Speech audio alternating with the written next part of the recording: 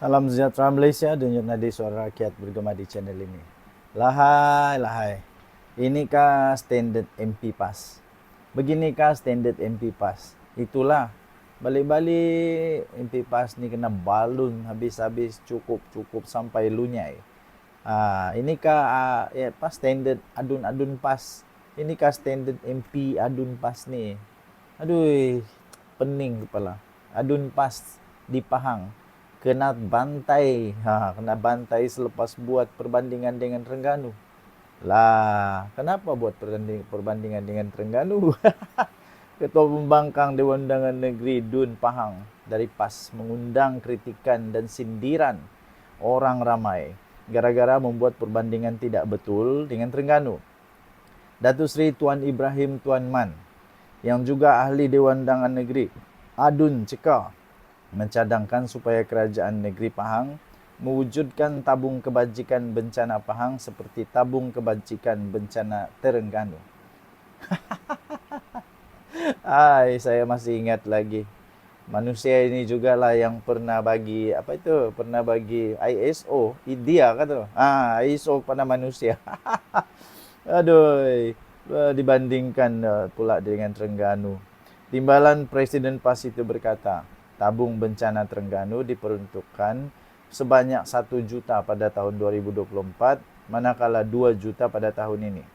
Beliau kata penerima Terengganu dah terima sebanyak 588 ribu ringgit Malaysia melibatkan 679 penerima. Dia kata kita fokus kepada tabung bencana. Adakah kita nak buat atau tidak? Tak perlu meleret kepada perkara lain, tegasnya. Walau bagaimanapun, maklum balas daripada Exco Pertanian, Industri Asas Tani, Bioteknologi dan Pendidikan Pahang, iaitu Datuk Seri Muhammad Sofi Abdul Razak adalah mengejutkan. Beliau yang juga adun bentang menyatakan tabung bencana Pahang sebenarnya sudah wujud. Sudah wujud dengan memberitahu jumlah peruntukan sejak tahun 2023 adalah lebih tinggi daripada Terengganu. Aduh, kantoi habis kena balun. Siapa suruh bagi bola tanggung. Tabung bencana Pahang, dia kata ini sindir habis lah. Nah, tabung bencana Terengganu 1 juta, 2 juta. Tapi tabung bencana Pahang, dia kata, tabung bencana Pahang hanya 7,6 juta. Orang mau upgrade, dia mau downgrade. Itu pada tahun 2023. Tahun 2024 tak banyak, 10 juta. Kesian betul lah adun PAS ni. Macam mana dorang ni buat kerja? Di tempat sendiri pun tidak tahu. Lepas tu sibuk pergi tempat orang cari tai kinzir. Alamak, siap masuk sungai lagi tu. Pergilah sibuk tempat sendiri dulu. Ini tempat sendiri pun tidak faham, tidak tahu. Cuba pula konon nak samakan dengan tempat yang lain. Tahun 2025 kita cadangkan hanya 10 juta. Jelasnya dilihat dalam nada sinis apabila mengulang perkataan hanya. Aduh, kesian. Memang agak memalukan lah kalau kantoi macam begini. Memang betul-betul memalukan. Ini kantoi betul 120 juta peratus kantoi bahawa dia tidak tahu apa-apa pun dengan tugasan dia. Memang memalukan sungguh, memalukan sungguh. Tuan Ibrahim Tuan Man. Hairan juga lah kan. Tak apalah, itu bukan negeri kita. Tak apa, biar diorang urus negeri diorang lah kan. Begitu, okay? Tinggalkan komen anda. Bye. Selamat pagi tuan-tuan dan puan yang dihormati sekalian. Okey, video kali ini saya ingin mempromosikan satu podcast yang bakal kita akan buat kepada anda semua. Okey. So, tidak lama lagi kita akan buat secara bersiri podcast kita yang akan mengupas banyak perkara. Kita akan buat pencerahan, kupasan. Kemudian kita juga akan mendedahkan banyak peluang-peluang yang boleh membantu rakyat negeri Sabah secara khususnya untuk maju ke depan, untuk ke depan dan berjaya.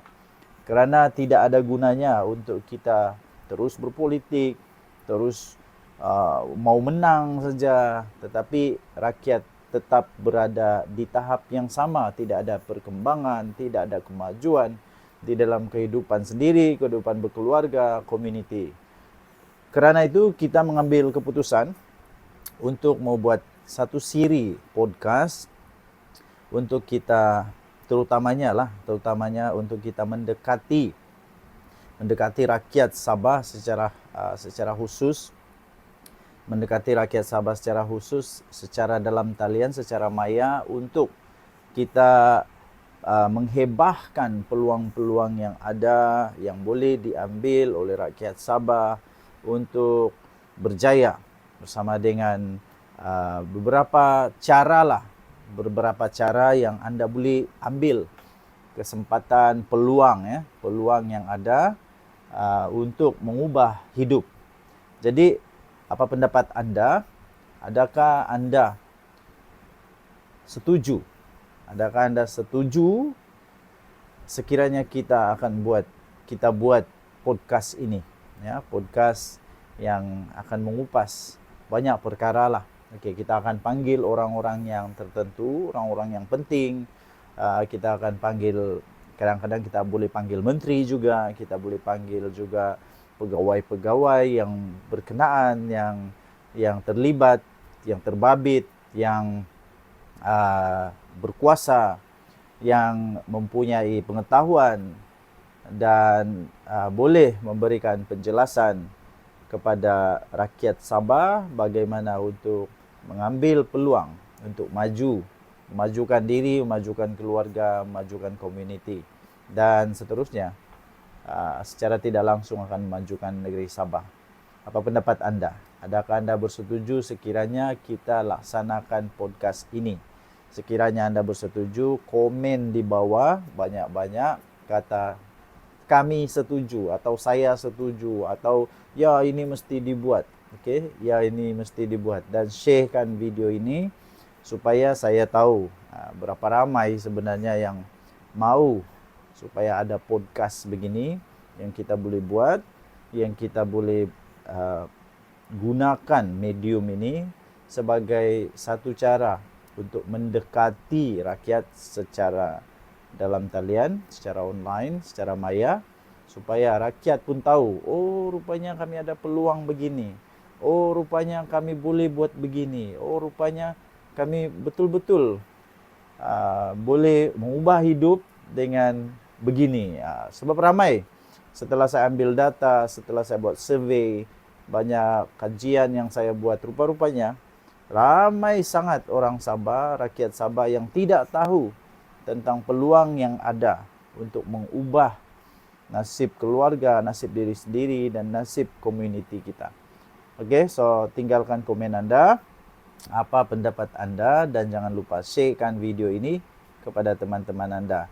Bagi yang belum follow, sila follow supaya apabila kita sudah sedia bersiaran secara live, kita boleh sama-sama dalam podcast tersebut.